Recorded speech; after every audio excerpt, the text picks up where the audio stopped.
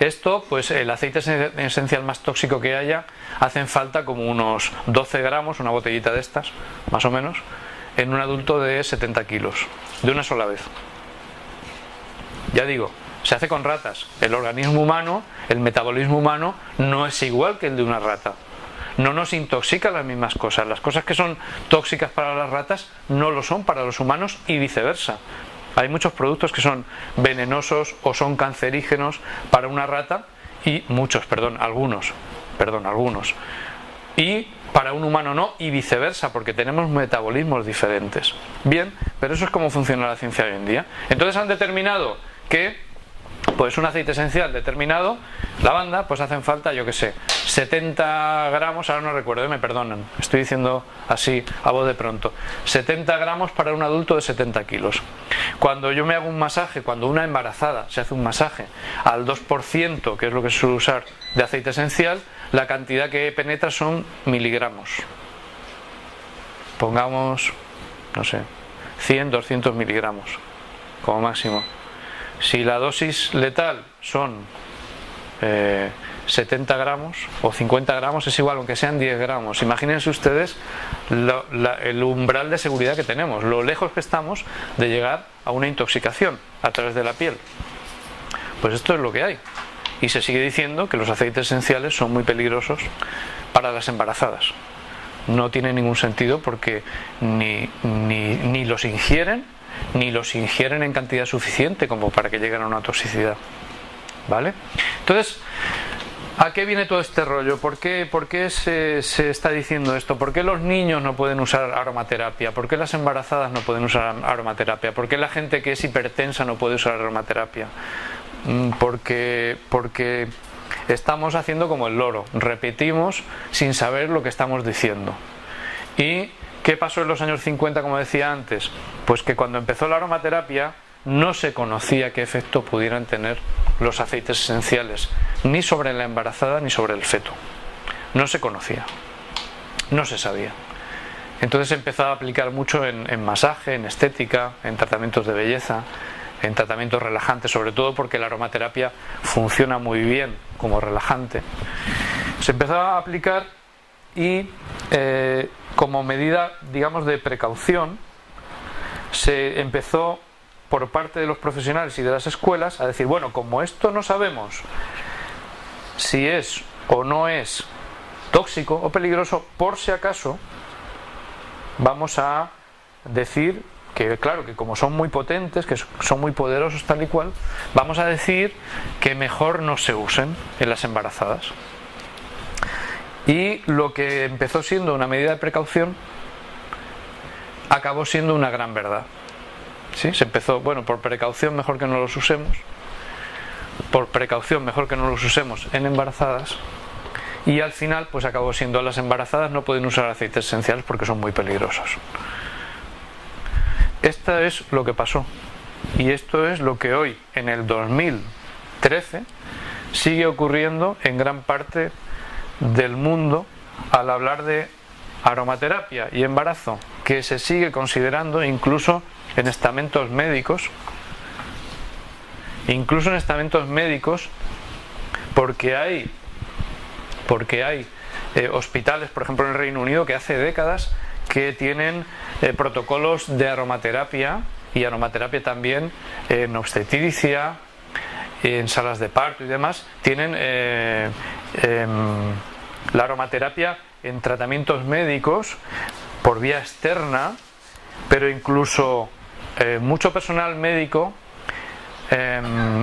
y de enfermería sigue aprendiendo, o se le sigue diciendo, que los aceites esenciales son muy peligrosos para las embarazadas. Y como nadie piensa, falta uno, y como nadie piensa, hasta que viene alguien como Ron Guba y dice, vamos a ver, ¿qué pasa aquí? ¿Esto de dónde viene? Vamos a ver qué pasa con esto. ¿De dónde ha salido que los aceites sean tan peligrosos? ¿Cuántas embarazadas han muerto? ¿Cuántos abortos se han producido? ¿Cuántos niños se han intoxicado? Vamos a ver qué pasa con esto.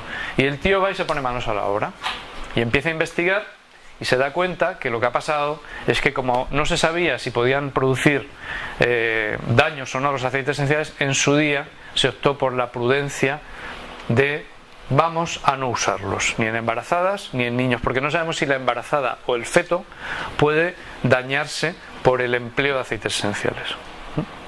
¿Y esto por qué? Pues porque, como todos hemos visto en las películas de americanos y de gente de cultura anglosajona, es una cultura donde hay mucha tendencia a denunciar y a ganar pleitos, además. Y si no lo tienes muy claro y no lo haces muy bien, pues es muy fácil que te ganen un pleito. Y si tú no tienes claro que eso puede ser dañino para la embarazada o para el feto, pues por si acaso mejor no lo voy a usar. Y eso ha pasado a ser una verdad que no está sustentada por hechos reales. Los únicos casos que hay de embarazadas que han abortado por uso de aceites esenciales no es por tratamientos de aromaterapia, es porque eran mujeres que han leído que hay aceites que son abortivos y que querían abortar, y que se han tomado grandes cantidades de una sola vez o en varias veces para producir el aborto. Esos son los casos de abortos o de intento de aborto por aceites esenciales, que no tienen nada que ver con un tratamiento de aromaterapia. Eso es un intento de aborto. Los casos que hay de muertes por ingestión de aceites esenciales se deben a personas que se han intentado suicidar tomando grandes cantidades de aceites esenciales. Eso, me perdonan ustedes, pero eso no es aromaterapia, es intento de suicidio o suicidio. Es bien diferente. Pues esos son los datos que se toman para decir que los aceites esenciales son venenosos, tóxicos, etcétera, etcétera. Esos son los datos, no la realidad de miles y miles de personas que están usando aromaterapia y tratamientos de aromaterapia y que no han tenido ni abortos ni malformaciones, porque las aromaterapeutas son sobre todo mujeres y aplican la aromaterapia sobre todo en masaje. Y cuando tú das un masaje, la persona que recibe el masaje recibe el aceite y su piel lo absorbe, pero la persona que da el masaje no lo da con guantes, también absorbe. Y no hay ningún dato, ni hay ninguna, ni remota, ¿cómo les diría? Sospecha de que las aromaterapeutas que trabajan en eso y que no dejan de trabajar porque están embarazadas pero tienen que seguir ganando su sueldo, no dejan de trabajar aunque estén embarazadas, no hay ningún dato que justifique que esas señoras tienen ni más abortos ni más malformaciones que el resto de personas embarazadas. ¿Sí? Hay otro caso de niños que en los años 30 en Estados Unidos se puso de moda el uso del wintergreen. El wintergreen, para que se hagan una idea, no lo tenemos aquí, es Reflex. ¿Se acuerdan ustedes del Reflex? Pues el Reflex es salicilato de metilo y el wintergreen es un aceite esencial que es casi 100% salicilato de metilo.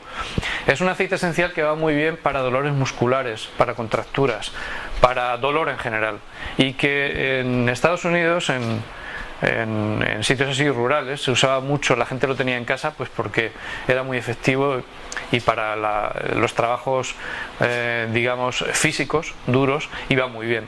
¿Qué pasó? En los años 30 se puso de moda y hubo como una especie de epidemia, no sé si murieron 30 y tantos niños por ingestión de wintergreen. O sea, eso sí murieron, pero fue un accidente, fueron unos niños que pensaron que la botellita pues era algo rico, niños muy pequeños. Cuando un niño es muy pequeño tiene muy poco peso corporal y evidentemente entonces la dosis letal es con menos cantidad ya llegas a la dosis letal. Entonces estos niños ingirieron una gran cantidad de wintergreen y hay reportes médicos que justifican eso y podemos decir sí, esos niños han muerto por causa de aceites esenciales, pero eso ha sido por un accidente, no ha sido por aplicar la aromaterapia. En aromaterapia no aplicamos cantidades brutales de aceite esencial, ni por vía externa ni por vía interna. Un médico no le receta a una persona más de 3 gotas 3 veces al día de un aceite esencial, un médico, por vía interna, ¿vale? Y con 9 gotas es imposible que una persona se muera o se intoxique. Que una persona con una determinada patología o característica o problema pueda tener como consecuencia de la ingestión un problema, sí, pero de eso a llegar a una intoxicación y un envenenamiento hay un abismo, ¿sí? Entonces, hecha esta previa, la conclusión es que la aromaterapia se puede aplicar en todo tipo de personas, en todo tipo de situaciones, sobre todo si estamos hablando de la vía externa, externamente hablando, que los médicos franceses, que son los que aplican la aromaterapia por vía interna, la usan en todo tipo de personas también, según ellos consideren. Ahí no entramos, no somos médicos, no entramos ahí en la vía interna, pero en la vía externa sí perfectamente. Y que las dosis que se emplean normalmente, digamos profesionalmente en aromaterapia, son muy seguras, están a años luz de cualquier posible problema o intoxicación que se pueda producir, estés o no estés embarazada. Es decir, que la aromaterapia se puede aplicar con mucha seguridad y con mucha efectividad en embarazadas. En los niños la aplicamos también en dosis más bajas. ¿Por qué? Porque los niños tienen la piel más sensible, pero no porque los aceites esenciales les vayan a intoxicar.